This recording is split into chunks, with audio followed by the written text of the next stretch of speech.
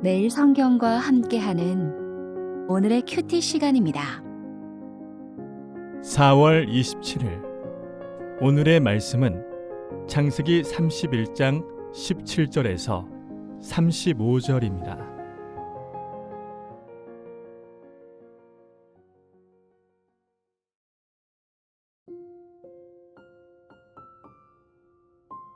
야곱이 일어나 자식들과 아내들을 낙타들에게 태우고 그 모은 바 모든 가축과 모든 소유물 곧 그가 밧단 아람에서 모은 가축을 이끌고 가나안 땅에 있는 그의 아버지 이삭에게로 가려 할세. 그때 라반이 양털을 깎으러 갔으므로 라헬은 그의 아버지의 드라빔을 도둑질하고 야곱은 그 거취를 아람 사람 라반에게 말하지 아니하고 가만히 떠났더라. 그가 그의 모든 소유를 이끌고 강을 건너 길르앗산을 향하여 도망한 지 3일 만에 야곱이 도망한 것이 라반에게 들린지라.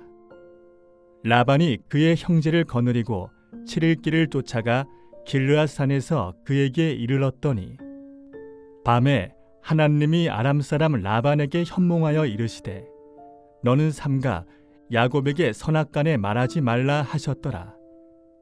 라반이 야곱을 뒤쫓아 이르렀으니 야곱이 그 산에 장막을 친지라. 라반이 그 형제와 더불어 길르앗산에 장막을 치고 라반이 야곱에게 이르되 내가 나를 속이고 내 딸들을 칼에 사로잡힌 자같이 끌고 갔으니 어찌 이같이 하였느냐. 내가 즐거움과 노래와 북과 수금으로 너를 보내겠거늘 어찌하여 내가 나를 속이고 가만히 도망하고 내게 알리지 아니하였으며 내가 내 손자들과 딸들에게 입맞추지 못하게 하였으니 네 행위가 참으로 어리석도다. 너를 해할 만한 능력이 내 손에 있으나 너희 아버지의 하나님이 어젯밤에 내게 말씀하시기를 너는 삼가 야곱에게 선악간에 말하지 말라 하셨느니라. 이제 내가 내 아버지의 집을 사모하여 돌아가려는 것은 옳거니와 어찌 내 신을 도둑질하였느냐. 야곱이 라반에게 대답하여 이르되 내가 생각하기를 외삼촌이 외삼촌의 딸들을 내게서 억지로 빼앗으리라 하여 두려워하였음이니이다.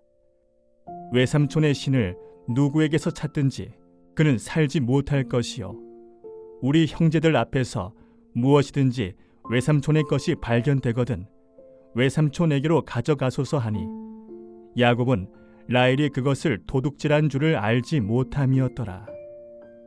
라반이 야곱의 장막에 들어가고 레아의 장막에 들어가고 두 여종의 장막에 들어갔으나 찾지 못하고 레아의 장막에서 나와 라헬의 장막에 들어가매 라헬이 그 드라빔을 가져 낙타 안장 아래에 놓고 그 위에 앉은지라.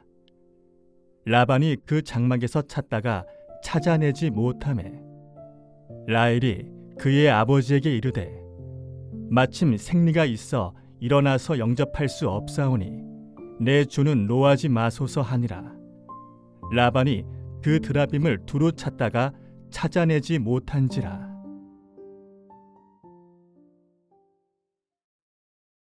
귀향의 이유를 떳떳하게 밝혔던 야곱은 떳떳하지 못한 방식으로 이별을 실행합니다. 눈치 빠른 라반조차 낌새를 알아차리지 못할 만큼 치밀하게 처신했습니다. 적기가 왔습니다. 야곱은 식소를 거느리고 모든 재산을 챙겨 도주합니다. 라반은 야곱 가족이 강을 건너 길르앗 산악지대로 향할 무렵이 돼서야 상황을 파악합니다. 그는 무리를 이끌고 7일 만에 야곱을 따라잡습니다. 야곱 일가가 10일이 걸린 거리를 7일 만에 도달한 건 처자와 가축대를 몰고 가는 야곱보다 이동에 용이했던 측면이 있으나 무엇보다 그의 추격이 그만큼 맹렬했음을 의미합니다. 내가 나를 속이고 내 딸을 칼에 사로잡힌 자같이 끌고 갔으니 어찌 이같이 하였느냐. 그들이 함께했던 시간, 이별, 그리고 재회에는 속임과 원망과 비난이 가득합니다. 라반은 20년간 야곱을 속였고 야곱은 가슴에 한이 서렸습니다. 라반의 두 딸마저도 아버지에게 등을 돌릴 정도였습니다. 야곱은 라반을 속이고 떠났고 라반은 분노의 추격 끝에 원망을 쏟아놓습니다. 라반은 드라빔을 도둑맞은 일로도 크게 비난했는데 그것은 라헬의 속임 때문입니다. 그녀는 아버지를 속였을 뿐만 아니라 남편에게도 숨김으로 또 한 번 속였습니다. 야곱은 드라빔 절도에 대해서 영문도 모른 채 도리어 장인에게 따지고 듭니다. 라헬은 돌아가는 상황을 지켜보며 드라빔을 가만히 숨깁니다. 와중에 또 속인 것입니다. 우리는 속이는 자와 속이는 자를 속이는 자, 속이는 이별, 재회 가운데 또 속이고 원망하는 사람들을 보고 있습니다. 애초 야곱이 라반 집에 살게 된 이유도 속임 때문이었지요. 야곱은 속임과 원망의 굴레에 갇혀 있다 해도 과언이 아닙니다. 말로 다 할 수 없는 괴로움입니다. 야곱의 이야기는 20년간 켜켜이 쌓인 그의 괴로움을 두고 정죄만 가하지 않습니다. 거기에 하나님의 손길이 깃들어 있음을 암시합니다. 20년 전 야곱은 장자권을 훔치려 했고 아버지와 형은 야곱에게 속았다며 한탄했습니다. 도망간 라반 집에서 야곱은 삼촌의 결혼 사기극을 깨닫고 왜 나를 속이셨냐고 비난했습니다. 야곱이 아버지와 형의 입에서 터져나오게 했던 책망을 자기 입으로 하게 된 셈이지요. 20년이 지난 지금 라반의 입에서 왜 속였느냐는 비난이 다시금 쏟아집니다.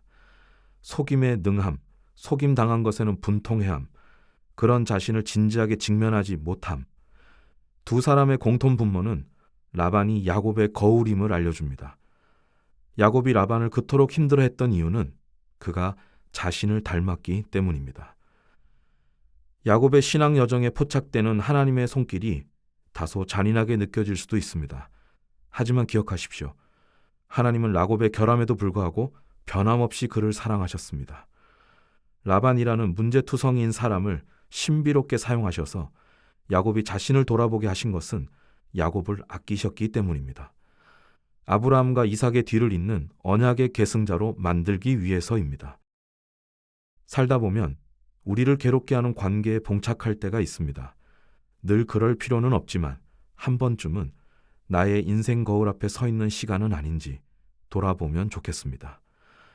하나님이 타인이라는 거울을 통해 우리 자신을 직면케 하신다면 그 이유는 우리를 무너뜨리기 위함이 아니라 우리를 새롭게 세우기 위함입니다.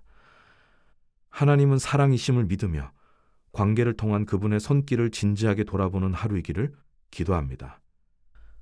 라반의 말에는 전쟁 언어가 가득합니다. 칼, 사로잡힘, 해할 능력. 라반은 지금의 상황을 힘에 의해 빼앗거나 빼앗기는 전시 상황처럼 인식한다는 걸 알 수 있습니다. 그는 자신의 속이는 습성이 지닌 파괴성에 대해서는 전혀 성찰이 없습니다. 그럼에도 불구하고 상황이 파국으로 치닫지 않은 것은 하나님의 개입 덕분입니다. 너는 삼가 야곱에게 선악간에 말하지 말라. 이는 무책임한 봉합을 유도하는 말씀이 아닙니다. 속임수와 원망이 맞물려 부정적인 방향으로 증폭되는 갈등의 고리를 끊기 위함입니다. 속인 일에는 발뺌을, 속은 일에는 분노를 쏟아놓는 사람들이 만드는 불행의 굴레를 멈추지 않는 한 회복은 없습니다.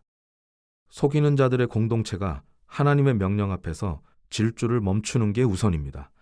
그래야 바른 자리매김이라는 새로운 여정이 시작됩니다. 라반은 드라빔을 숭배하는 사람이었습니다. 야곱을 추궁하는 모습은 그가 드라빔을 얼마나 아꼈는지를 보여줍니다.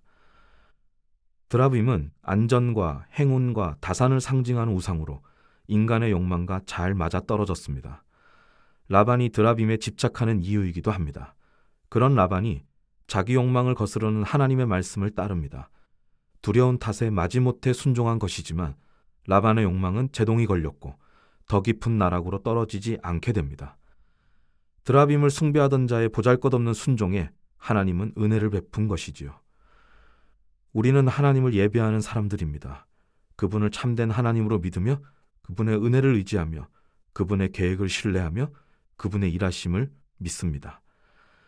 하나님 우리에게 거는 기대는 라반을 향한 것보다 크실 것입니다. 하나님을 믿더라도 하나님의 의도를 다 헤아릴 수 있는 건 아닙니다. 하나님의 계획을 신뢰하지만 삶의 다음 그림은 여전히 미지수일 때가 많습니다. 그래서 하나님의 말씀을 받은 만큼, 보여주신 만큼 믿고 따라가는 순종이 필요합니다. 다 이해할 수 없어도 말씀의 인도를 한 걸음씩 따라가다 보면 이해하게 될 것입니다. 또 그렇게 얻은 이해는 믿음에 힘을 불어넣을 것입니다. 믿고 따름으로 얻게 되는 이해로 굳세어지는 믿음, 이런 은혜의 선순환이 저와 여러분에게 있기를 주님의 이름으로 축원합니다. 기도하겠습니다. 하나님, 관계의 괴로움에 무너지지 않게 우리를 보호해 주십시오. 하나님의 개입과 도우심을 구하되 괴로움을 거울 삼아 나를 돌아보는 믿음의 여유도 허락해 주십시오. 당신의 손길 안에 담긴 사랑을 잊지 않게 도와주십시오.